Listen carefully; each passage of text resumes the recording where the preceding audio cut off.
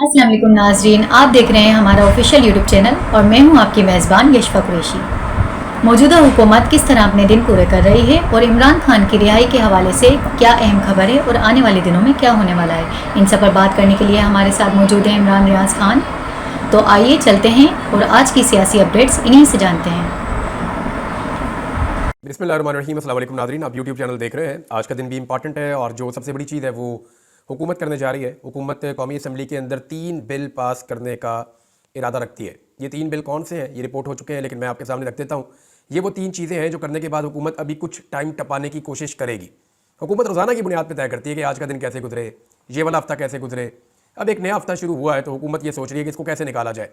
बहरहाल 3 चीज़ें क्या है मैं आपको बता देता हूँ। एक तो प्रैक्टिस एंड प्रोसीजर एक्ट, इसके ऊपर जो है वो तरमीमी बिल लेकर आ रहे हैं, जिस पे पहले एक तरमीमी ऑर्डिनेंस लाया गया था, सदर से ऑर्डिनेंस पास करवाया गया। फौरी तौर पे कादी फायद ईसा साहब ने अपनी मर्जी की कमेटी बनाई, फिर फौरी तौर पे उस कमेटी के जरिए से अपनी मर्जी का बेंच बनाया, फिर फौरी तौर पे उस बेंच के जरिए से अपनी मर्जी का फैसला लिया। और वो फैसला लेने के बाद पाकिस्तान में कैसे हॉर्स ट्रेडिंग, दो नंबरी, बेईमानी और फ्रॉड हुआ, ये आप सबने देखा। तो ये प्रैक्टिस एंड प्रोसीजर एक्ट जो है उसके अंदर जो तरमीम हुकूमत को करनी है वो करने जा रही है। शुनीद ये है, कुछ लोग ये दावा कर रहे हैं कि हुकूमत इसके अंदर फिर कोई दो नंबरी करने जा रही है, कुछ ऐसा करने जा रही है जिसके बाद मजीद वो अदलिया को कंट्रोल करने के काबिल हो सके। लेकिन मज़े की बात यह है कि जो नए चीफ जस्टिस जो चॉइस है PMLN की, पीपल्स पार्टी की और MKM की, देखिए मुझे ये कहने में कोई मजायका नहीं है कि जो इस वक्त चीफ जस्टिस हैं ये सीनियरिटी में तीसरे नंबर पे थे। इनका चीफ जस्टिस ऑफ पाकिस्तान बनना नहीं बनता था। Actually chief justice of Pakistan बनना चाहिए था जस्टिस मंसूर अली शाह साहब को, लेकिन इन हुक्मरानों ने एक मुतनाज़ आइनी तरमीम पास की। उसके नतीजे में 3 सियासी जमातों ने मिलकर अपना चीफ जस्टिस चुन लिया और उन्होंने 3 चीफ जस्टिस में से जिनको पसंद किया वो जस्टिस याह्या अफरीदी साहब है। यानी अगर मैं ये कहूँ कि आज एस्टेब्लिशमेंट की, नवाज शरीफ के ख़ानदान की और जरदारी के ख़ानदान की पसंद कौन है, तो वो टॉप 3 जो है जजेस उनमें से जस्टिस याह्या अफरीदी साहब हैं, जिनको चीफ जस्टिस ऑफ पाकिस्तान बनाया गया था। ये एक फैक्ट है, इसको हम झुटला नहीं सकते। लेकिन हैरत की बात यह है कि अब PMLN के या हुकूमत के अपने लोग जस्टिस याह्या अफरीदी पर तनकीद शुरू कर चुके हैं। जस्टिस याह्या अफरीदी साहब ने छोटे मोटे काम किए, ये एडमिनिस्ट्रेटिव किस्म के काम है, कोई बड़ा फैसला उन्होंने नहीं किया, कोई बड़ा कदम उन्होंने नहीं उठाया, हुकूमत को किसी बारे में अभी तक प्रॉब्लम नहीं हुई, लेकिन इसके बावजूद हुकूमत ने तनकीद शुरू कर दी है जस्टिस याह्या अफरीदी पर। अब इसके 2 रीज़न हो सकते हैं, या तो वाकई में जस्टिस याह्या अफरीदी ने वो काम शुरू कर दिए हैं जो हुकूमत को पसंद नहीं है, या फिर ये मिलीभगत हो सकती है क्योंकि हुकूमत अपनी चॉइस से एक चीफ जस्टिस लेकर आई है। तो हुकूमत ये चाहेगी कि ऐसा इंप्रेशन बने कि हम इस चीफ जस्टिस से खुश नहीं है और फिर हमें अगर हमारा सिस्टम चलने दिया जाए तो हम तनकीद भी करते रहे चीफ जस्टिस पे। उन्होंने कुश्ती वाला फार्मूला आपको याद है ना, पीपल्स पार्टी और PMLN का पुराना, एक दूसरे पे तनकीद करते थे, अंदर से मिले हुए होते थे। तो बहुत मुमकिन है कि ये हुकूमत अपनी मनपसंद चीफ जस्टिस को लाने के बाद अपनी हुकूमत को टूल देने में कामयाब हो जाए। एक ही लिटमस टेस्ट है, एक ही टेस्ट है ना, बड़ा क्लियरली मैं आपको बता देता हूँ। चीफ जस्टिस साहब के सामने एक तो ये है कि इंतजार पंजूता साहब को आज के दिन में बुलाएं, बुलाकर उनसे पूछे भाई आपको कौन ले गया था, और फिर ये जो अगवाकारी का सिलसिला ये बंद करें इस मुल्क में।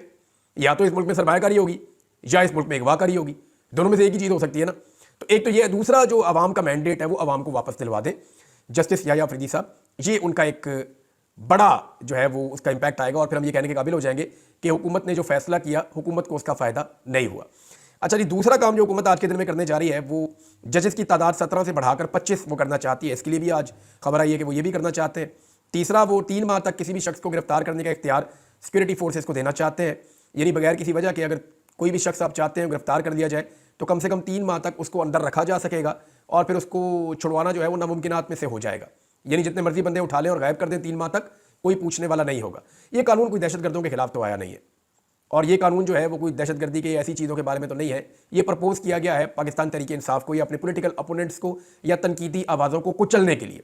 जैसा कि औरिया मकबूल जान साहब वाले केस में बहुत बदनामी हुई हुकूमत की, लेकिन अगर ये कानून पहले आया हुआ होता तो इसके अंदर अगर उठा लेते जी 3 माह तक औरिया साहब को उठा के रखना पड़ेगा और कानून इसकी इजाज़त देता है, असेंबली से पास हो चुका है, लिहाजा हमने रख लिया है। तो ये आसान तरीका ढूंढा जा रहा है। इस तरीके के बाद जो है वो जो शर्मिंदगी होती है ना FIA को, पुलिस को, बाकी इदारों को, अदालत में जाके जलील होते हैं, वो जलील नहीं होना पड़ेगा। और वो जो बंदे गायब करने का एक फार्मूला, फिर बंदे भी गायब नहीं करने पड़ेंगे। 3 महीने तक तो आप किसी भी बंदे को टैकल कर ही सकते हैं। दूसरी नाज़रीन एक बड़ी खबर है और वो खबर आई थी बरतानिया से, मैं आपके साथ शेयर करता हूँ कि 10 डाउनिंग स्ट्रीट के अंदर पाकिस्तान तहरीक इंसाफ ने एक रिकॉर्ड नौयत का एहतजाजी मुजाहरा किया है, बहुत बड़ी तादाद में। यानी अगर वहाँ पे कोई ओवरसीज़ पाकिस्तानियों का इज्तिमा होता है तो बहुत बड़े बड़े इज्तिमा भी हुए हैं, लेकिन ये एक बड़ा इज्तिमा था, बड़ी तादाद में लोग इकट्ठे हुए हैं। ओवरसीज़ पाकिस्तानियों ने कमाल किया है और वो पाकिस्तान के और पाकिस्तान तहरीक इंसाफ के झंडों के साथ, स्लोगन के साथ, बैनर्स और पोस्टर्स के साथ वहाँ पे मौजूद थे। पाकिस्तान तहरीक इंसाफ के चंद रहनुमाओं ने वहाँ पे खिताब भी किया और इनकी जो डिमांड्स थी वो मैं आपके सामने रख देता हूँ। एक्चुअली जो डिमांड्स है उसके बाद इमरान खान साहब का भी एक ट्वीट आया उन्होंने भी कुछ डिमांड्स दी हैं, लेकिन ओवरसीज़ पाकिस्तानी इस वक्त नंबर ले गए हैं। यूरोप के मुख्तलिफ शहरों में इन्होंने बड़े एहतजाजी मुजाहरे किए हैं। हाल ही में इन्होंने जो आखिरी मुजाहरा किया था वो ओवरसीज़ पाकिस्तानियों का पेरिस में हुआ था, फ्रांस में, और अमेरिका के अंदर भी मुजाहरे किए हैं। और अब ये एक मुजाहरा जो बरतानिया में किया गया है ये बड़ा इंपॉर्टेंट है। एक दिन के बाद मरियम नवाज़ ने भी पहुंच जाना है बरतानिया, लेकिन उनके आने से पहले इतना बड़ा मुजाहरा करके पाकिस्तान तहरीक इंसाफ ने उनके लिए एक चैलेंज पैदा कर दिया है, क्योंकि नून लीग बहुत सारे वसाइल खर्च कर रही है, बहुत सारा पैसा खर्च कर रही है। पूरे बरतानिया और यूरोप के मुख्तलिफ इलाकों से वो अपने कारकुनों को इकट्ठा कर रहे हैं, और मरियम नवाज़ के जाने से पहले भी कुछ लोगों को भेजा जा रहा है ताकि जितने मैक्सिमम लोग हो सकें उनको इकट्ठा किया जा सके, और वहाँ पर कोई मरियम नवाज़ के इस्तकबाल की तैयारियाँ की जा रही हैं। ये तो पता चलेगा मरियम नवाज़ जब पहुंचेंगी तो इनका इतना बड़ा इस्तकबाल होता है, लेकिन अभी पाकिस्तानियों ने एक चैलेंज पैदा कर दिया है बहुत बड़ी तादाद में खड़े होकर वहाँ पे, और PMLN चाहती है कि मरियम नवाज़ को वहाँ पे दिखाया जाए कि वज़ीर आला बनने के बाद आइए तो देखिए हम कैसा इसका इस्तकबाल कर रहे हैं। हालांकि इस खातून को वहाँ खड़े करके पूछना चाहिए कि आप अपने गले की सर्जरी करवाने के लिए इस मुल्क में आ गई हैं, अब तो आप वज़ीर आला इलाज तो अपने मुल्क में करवा लें आप। यानी आपका ख़ानदान कई दहाइयों से पंजाब के अंदर हुक्मरानी कर रहा है, आज तक आप कोई एक अस्पताल ऐसा नहीं बना सके जहाँ पे आप इलाज करवा सकें, मुंह उठा के आप बरतानिया आ जाते। तो वहाँ पे जो लोग इनका इस्तकबाल करने वाले उनको चाहिए कि ये सवाल इनसे पूछें। तहरीक इंसाफ ने जो डिमांड रखी वहाँ पे बरतानिया में ज़्यादातर, एक तो सियासी इस्तेहकाम के लिए उन्होंने कहा जी पाकिस्तान तहरीक इंसाफ का मैंडेट वापस किया जाए, दूसरा इमरान खान साहब को जाली मुकदमात में जो जेल में रखा हुआ है उन्हें बाहर निकाला जाए, और तीसरा शुरा ने इस बात पर जोर दिया कि पाकिस्तान के अंदर पाकिस्तानियों को बड़ी तादाद में निकलना पड़ेगा अपना हक लेने के लिए, तभी इमरान खान साहब जेल से बाहर आएंगे। और इंतज़ार पंजूथा साहब के हवाले से हर एक ने बात की, वहाँ जितने लोग मौजूद थे वो सब बात कर रहे थे, सबको बहुत दुख है, बहुत तकलीफ है जो इंतज़ार पंजूथा साहब के साथ हुआ। इससे पाकिस्तान में मायूसी फैली है, नौजवान मायूस हुए हैं, वकला मायूस हुए हैं, पाकिस्तानियों को बड़ी तकलीफ हुई है, और ये मनाजर कोई भी अच्छे मनाजर के तौर पे याद नहीं रखेगा, इससे पाकिस्तान में नफरत फैलेगी। और ये काम सब जानते हैं, पाकिस्तान की इंटेलिजेंस एजेंसीज ने किए हैं, और ये काम बहुत पुराने होते चले आ रहे हैं। इस सिलसिले को रुकना चाहिए, इस अगवाकारी के सिलसिले को बंद करना चाहिए, चाहे इसके लिए सारी पॉलिटिकल पार्टीज़ को और सारे स्टेक होल्डर्स को मिलकर बैठकर बात करनी पड़े, लेकिन ये सिलसिला बंद होना चाहिए। हमारी हिफाजत करने वाले हमें अगवा करके हम पे टॉर्चर करते हैं, तो ये कोई अच्छा शुगुन नहीं है, और ना इससे मुल्क कभी तरक्की करेगा और ना मुल्क आगे बढ़ेगा। चंद लोगों का फ़ायदा तो हो सकता है। अब आ जाए इस बात पे कि इमरान खान साहब के अपने ट्विटर अकाउंट से एक बड़ी अहम ट्वीट की गई है, और ये ट्वीट एन उस वक्त की गई है जब हाल ही में इमरान खान साहब ने तीसरी मरतबा डील लेने से इनकार किया है और डील की ऑफर को ठुकराया है।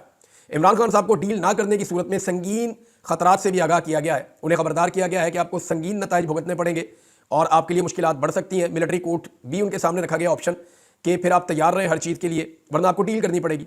डील ये है जी कि इमरान खान साहब इस हुकूमत को तस्लीम कर देंगे, इसके वजूद को, और फिर हुकूमत को गिराएंगे नहीं, और फिलहाल इस चीज़ों को ऐसे ही चलने देंगे और इमरान खान साहब रुकावट नहीं डालेंगे। ये एक डील है जो इमरान खान साहब को दी जा रही है। ऐसे में इमरान खान साहब ने अपने ट्वीट में 3 बुनियादी मुतालबात किए हैं, रूल ऑफ लॉ का, कैदियों की रिहाई का, और मैंडेट की वापसी का। ये इमरान खान साहब ने एक एक्चुअली रोड मैप दिया है अपनी ट्वीट में कि फ्यूचर में या अभी आने वाले मुस्तकबिल करीब में पाकिस्तान तहरीक इंसाफ ने किस लायामल के साथ आगे बढ़ना है। अब इसमें जो उनका ट्वीट है वो ये है कि जैसे जैसे इंतशार और जबर बढ़ता जा रहा है, मैं चाहता हूँ कि हमारे तमाम लोग इन मुतालबात को तमाम मीडिया प्लेटफॉर्म्स पर, पार्लियामेंट में और सूबाई असम्बलियों में, और साथ ही साथ सड़कों पर एहतजाज के जरिए मजबूती के साथ पेश करें। कानून की हुक्मरानी, सियासी कैदियों की रिहाई और चोरी शुदा मैंडेट की वापसी। हम अपने जायज़ मुतालबात से हरगिज़ पीछे नहीं हटेंगे। ये जी इमरान खान साहब का ट्वीट है। तो यहाँ से आपको आइडिया हो जाता है कि जहाँ इमरान खान साहब खड़े हैं वहाँ फ़िलहाल डील नाम की कोई चीज़ नहीं है, और उन्होंने अभी डील करने से इनकार कर दिया है।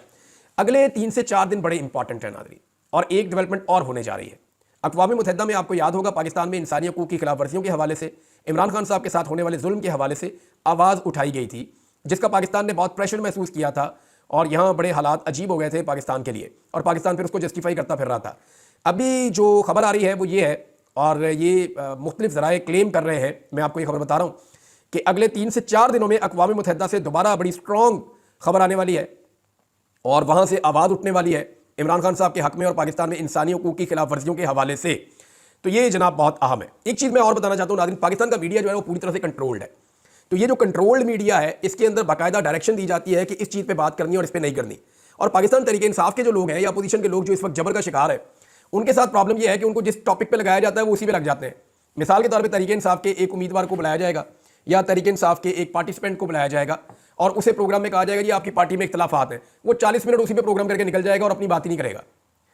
या बुलाया जाएगा और बुला के पूछा जाएगा जी अमेरिका में इलेक्शन हो रहा है, इस पे बात कर लेते हैं, तो बेचारा 40 मिनट उस पर बात करेगा और निकल जाएगा। मेरे ख्याल में पाकिस्तान तहरीक इंसाफ के लोगों से कोई भी सवालात किए जाएं, उन्हें 5 चीज़ों पर इस हफ्ते में, ये आज हफ्ता शुरू हो रहा है, मीडिया को इंस्ट्रक्शन जा चुकी है। देखिए मैं मीडिया का हिस्सा हूँ, अभी भी बहुत सारे ग्रुप्स हैं यहाँ मेरे पास, मेरे मोबाइल के अंदर मीडिया के, जिनके अंदर जो भी इंस्ट्रक्शंस आती हैं वो शेयर हो जाती हैं। हमें पता चल जाता है कि इदारों से कौन से अहकामात आ रहे हैं, हुकूमत से कौन से अहकामात आ रहे हैं, और उन अहकामात के ऊपर अमल करना पड़ेगा मीडिया को, उसकी मजबूरी है। मीडिया जो है वो एक कारोबार है, वो कोई मिशन तो है नहीं पाकिस्तान में, सेठों का मीडिया है तो उनका कारोबार है, उन्होंने इसके ऊपर चल रहा है। तो यहाँ पे पाकिस्तान तहरीक इंसाफ को कोशिश की जाएगी और इंस्ट्रक्शन आ चुकी हैं कि इंतजार पंजूथा वाले मामले से और दीगर मामला से दूर रखा जाए और किसी और कंट्रोवर्सी में डाला जाए। लेकिन 5 चीज़ें ऐसी हैं इस पूरे हफ्ते के अंदर, मंडे से लेके जुमे तक, इस पूरे हफ्ते में 5 चीज़ें ऐसी हैं जिन पे पाकिस्तान तहरीक इंसाफ के हर उस शख्स को जो टॉक शोज के अंदर जाए ज़रूर बात करनी चाहिए। नंबर 1, हर सूरत में बात करनी चाहिए, सवाल कुछ भी किया जाए, ये 5 बातें ज़रूर करनी चाहिए। नंबर 1, MNA सादुल्ला बलोच और MNA हाजी इम्तियाज चौधरी के घर की खवातीन के साथ और बच्चों के साथ जो कुछ भी हुआ वो वाकया ज़रूर सुनाना चाहिए। नंबर 2, इंतजार हुसैन पंजूथा साहब के साथ जो कुछ भी किया गया और जो कुछ उनके साथ हुआ इसके ऊपर ज़रूर बात करनी चाहिए।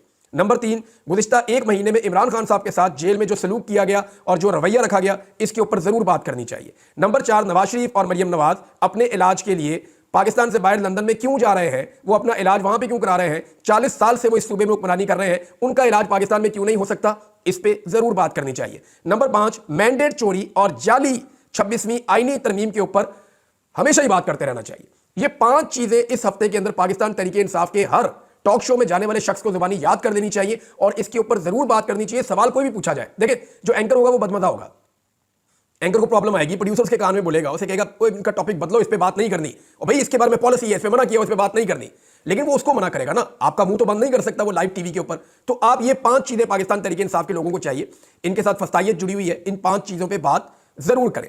नवाज शरीफ साहब ने नाज़रीन एक और बड़ा अजीबोगरीब दावा कर दिया है। नवाज शरीफ साहब का दावा है कि जी मुल्क ट्रैक पे आ रहा है। ये मियां साहब हर थोड़े अरसे बाद ये दावा कर देते हैं, जब भी मियां साहब की हुकूमत गिरने लगती है ना तो मियां साहब पहले ही खप डाल देते हैं कि पाकिस्तान की मुश्किलात जल्द आसान हो जाएंगी, हम मुल्क के हालात को ठीक कर रहे हैं, बड़ी मुश्किलों से मुल्क को ट्रैक के ऊपर ला रहे हैं, लिहाजा जैसी हुकूमत गिरती है कहते हैं देखो यार हम ठीक करने लगे थे, बेड़ा गर्क हो गया। यानी हर दफा मियां साहब की ये कहानी होती है कि मैं ठीक होने ही लगा था, ये इन्होंने खाना खराब कर दिया मेरा। मैं आपको मिसाल दे देता हूं कि यानी एक आदमी है, वो ये क्लेम करता है कि जनाब मैं यहां से यूं क्रॉस करूंगा और फलां जगह के मैं दूध की नहर निकाल दूंगा मैं। अब वो जैसे ही आप उसको रोकते कहते मैं पहुंचने लगा था आपने काम खराब कर दिया, वो इधर को लगा मैं पहुंचने लगा था आपने काम खराब कर दिया, वो सारा इल्जाम आपके ऊपर डाल देता है। तो नवाज शरीफ साहब का ये तरीका वारदात है, बच्चों वाला, स्कूल के बच्चों वाला तरीका वारदात ये है कि पहले बेड़ा गर्क करते हैं रज के इस मुल्क का, और जिस वक्त इनकी हुकूमत गिरती है या आवाम इनसे तंग आ जाती है तो ये फौरी तौर पे रोला डाल देते हैं, देखा अब हम ठीक करने ही लगे थे, बस हम एंड पे पहुंचे हुए थे, बस काम बनने ही लगा था कि एकदम आपने मुझे हिला दिया, यानी ये आपने मेरे साथ ज्यादती कर दी। तो नवाज शरीफ साहब ने ये, अब मैं कुछ चीजें आपके सामने रख देता हूं ना, किसी एक चीज का मियां साहब आप मवाजना कर लें इमरान खान साहब के दौर से, मवाजना करें ना, किसी एक चीज का मवाजना करें। ये जो आप कह रहे हैं ये मुल्क आप ट्रैक पर लेकर आए, अद्वियात कितने फीसद महंगी हो गई है या कितने गुना महंगी हो गई है, जरा चेक कर लें, ये ट्रैक पर लेकर आए आप। खाने पीने की चीजें जो है वो दुगनी कीमत की हो गई है इमरान खान साहब के दौर के मुकाबले में, ये ट्रैक पर लेकर आए आप। बिजली की कीमतें 3 गुना से 4 गुना पाकिस्तान में बढ़ गई हैं, ये वो ट्रैक है जिसपे मुल्क को आप लेकर आए हैं। 150 वाला पेट्रोल आज 250 रुपए पे मिल रहा है, जो उस वक्त $125 फी बैरल था, और आज जो है वो 67 डॉलर फी बैरल है। आधी कीमत पे आदमी मंडी में है और आप दुगनी कीमत पे बेच रहे हैं। ये ट्रैक था जिस पे आप लेकर आए हैं। गैस की कीमत आपने दुगनी कर दी है, क्या ये वो ट्रैक है? डॉलर 100 रुपए महंगा कर दिया आपने जब से आपकी हुकूमत आई है, बल्कि बीच में 150 महंगा हो गया था, अब तो वापस थोड़ा सा कंट्रोल हुआ, लेकिन आप ही के दौर में 100 रुपए महंगा हुआ है। तो ये आप ट्रैक पे लेकर आए हैं। हुनरमंद लोग मुल्क छोड़ छोड़ कर जा रहे हैं, क्या ये मुल्क ट्रैक पे आ रहा है? तमाम चीजों की कीमतें दुगनी कर दी है, ऐसे कैसे मुल्क ट्रैक पे आ रहा है? तमाम आदाद शुमार का ये मुवाजना करते हैं अपने ही दौर से। मिसाल के तौर पे मैं आपको ये बताता हूं कि ये महीना अभी जो गुजरा है ये अक्टूबर का महीना है, तो इस हुकूमत का क्लेम है कि ये अक्टूबर के महीने में महंगाई कुछ कम हुई है। अब ये महंगाई कम हुई है, इसके ऊपर उन्होंने रोला डाल दिया भाई महंगाई सितंबर के मुकाबले में अक्टूबर के महीने में कम हुई है। इसकी सादा मिसाल ये है कि सितंबर के महीने में तलवार के साथ खाल उतार रहे थे मियां साहबान, यानी ये जो हुकूमत है पीडीएम की सरकार, ये सितंबर के महीने में अवाम की खाल उतार रहे थे तलवार के साथ। अक्टूबर के महीने में इन्होंने तलवार के बजाय जो है ना वो खंजर के साथ उतारना शुरू कर दी, खाल ही उतार रहे हैं। भाई मुवाजना अपने दौर से क्या करना कि एक चीज जनाब पिछले महीने उसकी कीमत बढ़ी थी 10 रुपए फी किलो, इस महीने उसकी कीमत बढ़ी है 5 रुपए फी किलो। भाई उसकी कीमत बढ़ने की रफ्तार में कमी हुई है, महंगाई में कमी नहीं हो रही। अपने ही दौर से अपने दौर का मुवाजना कर रहे हैं, जो बहुत बड़ी ज्यादती है। अगर मुवाजना करना है तो इमरान खान के दौर से करें। किसी एक चीज में बताएं, ज़र मुबादला के ज़खायर वो 16 अरब डॉलर छोड़कर गया था, आप वहां तक अभी तक नहीं पहुंचे, कर्जा ले लेकर नहीं पहुंचे। आईएमएफ की आपकी डील खतरे में है, 1 महीना हुआ आईएमएफ की डील को साइन हुए, ये टारगेट ही पूरे नहीं कर पा रहे। आईएमएफ के साथ झूठ बोल बोल के उनके सारे मुतालबात तस्लीम कर लिए और अब ये आईएमएफ के टारगेट्स पूरे नहीं कर पा रहे, इनकी डील खतरे में है। ये अवाम के ऊपर दोबारा टैक्सेस लगाने जा रहे हैं। अब नवाज शरीफ और शहबाज शरीफ चाहते हैं उनकी हुकूमत शहीद हो जाए। मरियम नवाज भी पाकिस्तान से बाहर जा रही है, नवाज शरीफ भी पाकिस्तान से बाहर मौजूद है। अब तक के लिए इतना ही, अपना ख्याल रखिएगा, अपने इस चैनल का भी। अल्लाह हाफिज। जी नाजरीन, तो उम्मीद है कि आपको ये व्लॉग पसंद आया होगा। जिस तरह इमरान रियाज खान ने बताया कि अब ये हुकूमत घट जाती नजर आ रही है, तो उम्मीद है कि ये मुसल्लत हुआ अजाब हमसे जल्द ख़त्म होगा। मज़ीद इस तरह की वीडियोज़ देखने के लिए हमारे चैनल को सब्सक्राइब करें ताकि बर वक्त आपको अपडेट्स मिलती रहें।